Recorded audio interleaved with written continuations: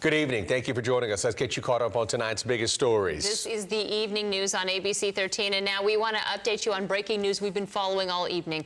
A Hastings High School student in critical condition after being hit by a car this afternoon. Officials tell us the driver is an Alief ISD employee, and she'll be charged with aggravated assault with a deadly weapon.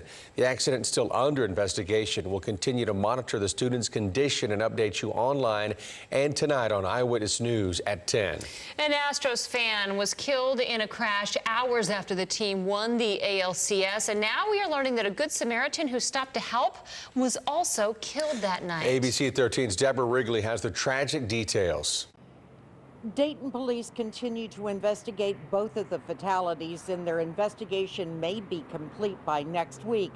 Two crashes on the same night in the same place within minutes of each other, one of them taking the life of a woman just trying to help. Late Saturday night, Luke Whitworth was driving home from the Astros League Series game when his truck struck a tree. It was a fatal crash, leaving behind his high school sweetheart, who became his wife. If I could tell him one more thing, I would tell him I loved him. There is also a second family grieving. A husband and wife, also on the same road, saw the truck wreckage, made a U-turn to help, pulled off the road when another truck veered into them. The husband wasn't injured, his wife was killed.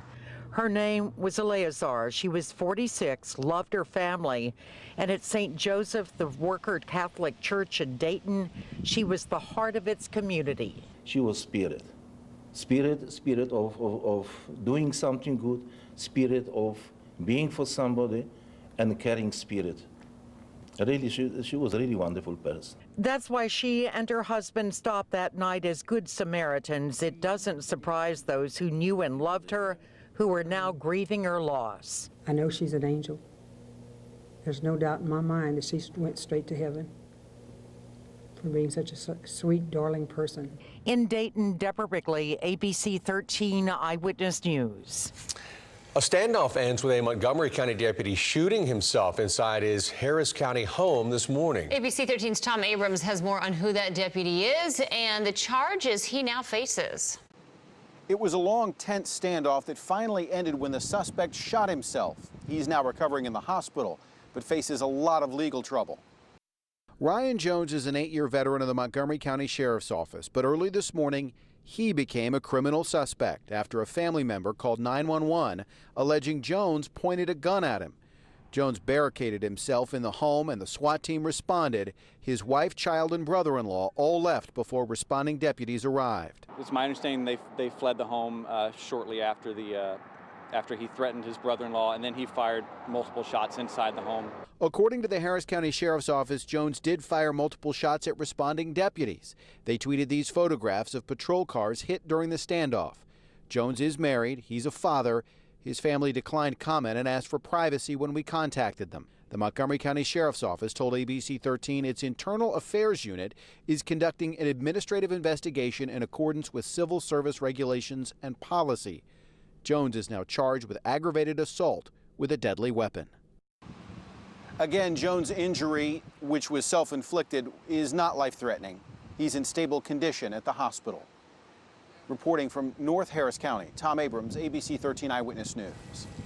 Do you recognize these three suspects right here? Investigators say they broke into Carl One-Sheet Senior High School in spring and stole $16,000 worth of calculators. If you know anything, call Precinct 4. This 18-year-old from Georgia charged with selling fake World Series tickets. Police say Christopher Cross tried to sell 3 tickets for $1,200 to an undercover officer. Official ticket sellers say fans should know who they're buying from, always use a credit card, and have the seller meet you at the gate to confirm the ticket's authenticity.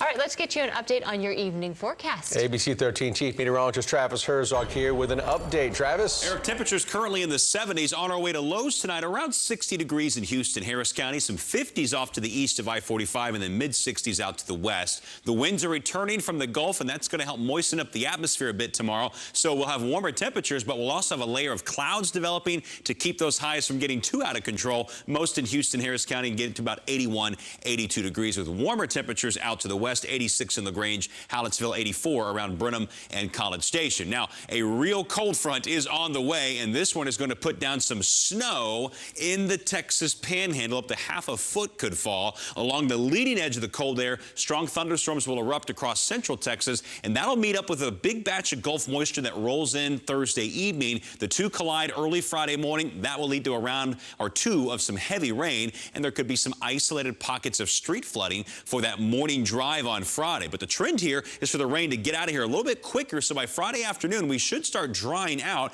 though the clouds will linger behind. The breeze, the chilly air will as well, and many neighborhoods may not climb out of the 50s until we get the sun to come out again on Saturday. So you'll want that jacket, and in the morning hours definitely have the umbrella on hand. Saturday morning the clouds start to push on out. The northwest breeze continues to flow in the chilly air. We probably get our first 2 mornings in the 40s so far this fall coming up Saturday and Sunday. So enjoy those pleasant temperatures on Thursday. 20% chance of rain during the day. It increases to 40% after the sun goes down and continues to climb into the early morning hours of Friday now at 80%. We are expecting beautiful weather for the weekend, though it will be more sweater weather with highs in the 60s on Saturday. A little warmer on Sunday. Great weather Monday. And then our next cold front rolls in here next Wednesday. And that is going to bring with it even colder air that should set the stage for some pretty ideal conditions come trick-or-treat time on the last day of the month. Very nice, Travis. Thank you. Well, this is a side-by-side story of love at the baseball diamond. Yes, it is. We're introducing you to two couples who met and fell in love as the Astros are making their first World Series appearance back in 2005. ABC 13's Maya Shea has more on how the love story unfolded. The World Series game tonight has a very special meaning for two Houston couples. They met here 2005, 14 years ago, and we talked to them today about their very Astros love stories. That'd be nice too. Maybe we'll get a baseball crepe. So we're going to get a baseball crepe. How cool is that? The Hansons and Parkers have shared many meals, but anything baseball themed like these Sweet Paris crepes hold extra meaning because they met at an Astros game in 2005. We were there club level right behind home plate on row 2. Renee Hansen and her friend Wendy Parker just happened to sit behind Chris Hansen and his childhood friend Kevin Parker.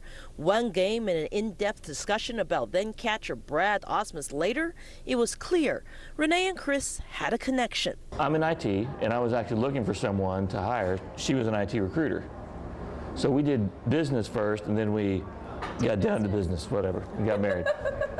The Hansons got engaged the day before the 2005 home World Series game opener and married soon after. Kevin and Wendy took a bit longer. My current husband was kind of anti-dating, like I said, so we kind of had to talk him into following up and doing some more stuff. But they also said I do. Their now 8-year-old daughter is, of course, a big Astros fan, too. She's got T-shirts and jerseys and wants to know first thing in the morning, you know, did they win last night? So she's into it. It's been 14 years since that fateful Astros game. The couples are close as ever, even occasionally visiting the club seats where they first met to remember how their love blossomed. We were just going to a baseball game, enjoying an afternoon, had no idea, no expectations whatsoever. And voila. And voila, here we are. Both couples say they certainly hope the Astros will pull it out this time and, of course, win the World Series champions, but they'll always be grateful for the ball club for bringing them together. Reporting downtown, Maya Shea, ABC 13, Eyewitness News. What a sweet story. Now, regardless of who wins tonight, we will have Game 3 on Friday in Washington. First pitch, 7:07. Game 4 also in Washington on Saturday. Then, if necessary, there'd be a Game 5 Sunday in Washington. At that point, Game 6 and 7 would come back to Houston. That would be next Tuesday and Wednesday. And thank you for getting caught up with us tonight on the Evening News. Yes, be sure to join us tonight at 10 on ABC 13. Good night.